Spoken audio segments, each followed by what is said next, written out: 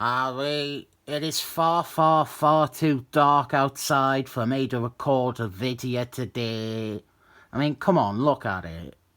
So instead, let's talk about the Eurovision Song Contest.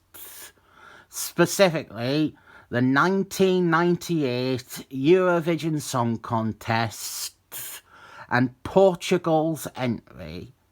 We have this cutaway VT before it. Here is a classroom full of children dressed all tiny. Some music starts playing.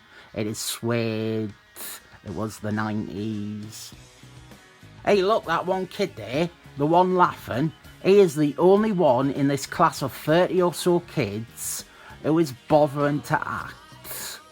And then the teacher, a professional actor, tells off Richard Wheatley. Bombshell reveal, that kid, the only kid who could act, the only kid who was bothering to act, was me. And I am here today to give you exclusive commentary on a cutaway VT from Eurovision 1998. This was filmed at Beamish Museum. I think this is either just after or just before my 4 or 5 episode run as a kid with one line in Biker Grove. Never been able to find a clip of us in Biker Grove. But back to Eurovision. The idea of this scene isn't communicated that well.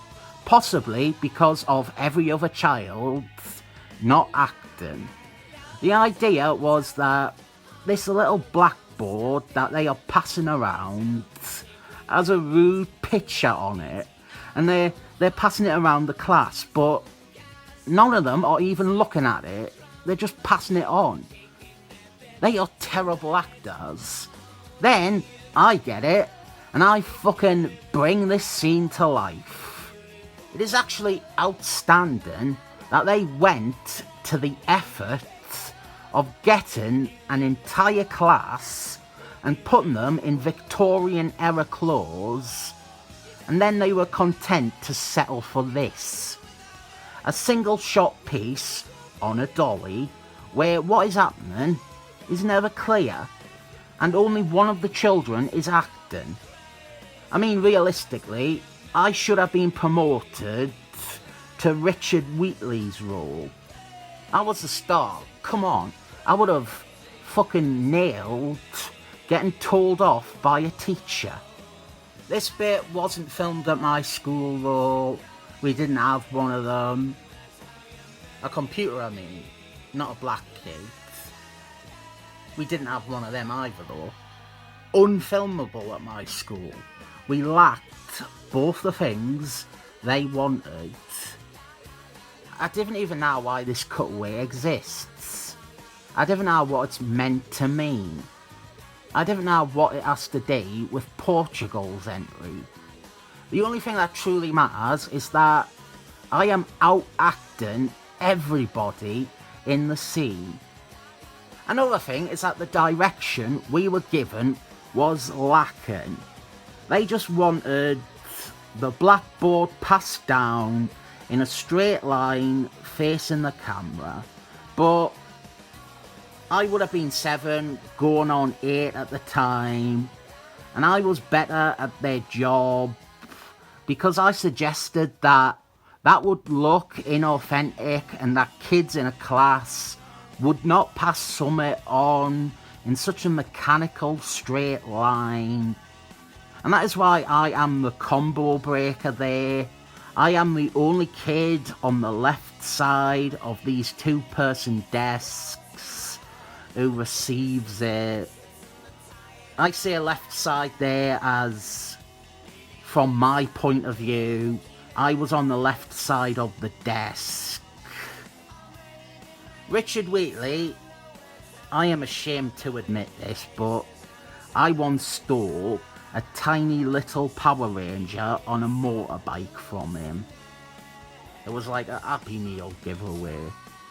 Red Power Ranger on a red motorbike. It was one of them wind-up ones. I never told him so.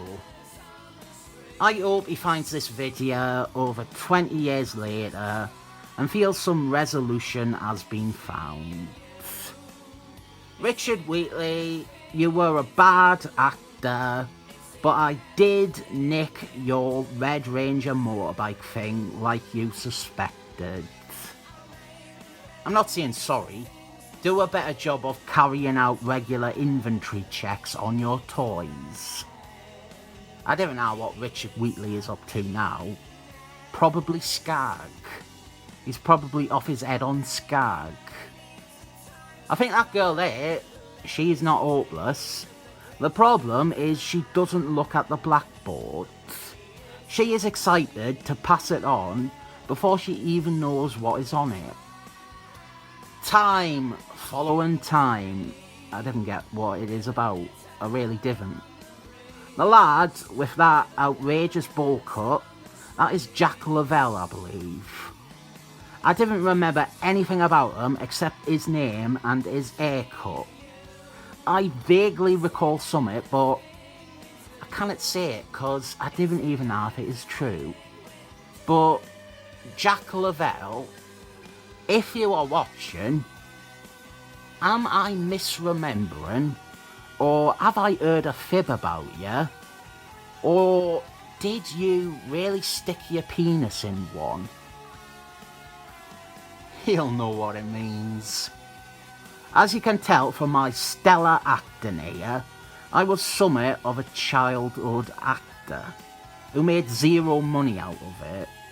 I was in fucking everything, man. The Queen's Nose, one of me hard viewers. I didn't think he watches anymore. He found a clip of me in that, but I cannot find it. I was a kid holding a rabbit that was given dog sound effects, or vice versa. I cannot remember. That football one, I was in that.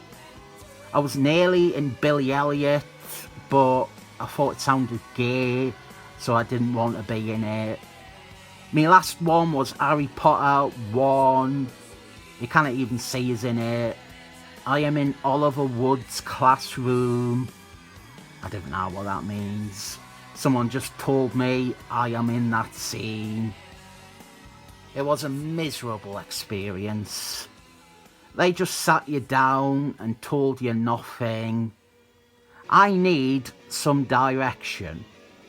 You've got a Jack Nicholson on your hands here with me. I can out-act an entire classroom. You want the truth? I can't handle the truth. You've got De Niro, and you're just putting him in the background and not even telling them what the scene is about. Am I meant to react when Maggie Smith gets that other lad to stand up? Am I meant to be angry? Is he my rival? And am I angry that I haven't been picked by Maggie Smith? Am I meant to be a good student or a bad student? I was in Gryffindor. Somebody told us that as well. I am in Gryffindor, and that is the best one. I read Harry Potter. I learnt spells from Harry Potter to impress a girl. Good ones as well. Flipendo! They didn't even say that in the films. After Harry Potter, I said, fuck it, this isn't worth it. I would rather be studying in school. So I wasn't in anything else until 2010, when I was in the background of Captain America, the First Avenger. They filmed it in Manchester, in the Northern Quarter. The bit where Steve Rogers chases the assassin down the street after he gets the super soldier syrup. I am in the background somewhere. The secret for getting into a film like that is if you show up already dressed like a man from the 40s. They practically have to let you be in it. I have probably forgotten some stuff I was in, But Hollywood's loss is YouTube's gain. And I rate my tepid childhood acting career as 7 thumbs up.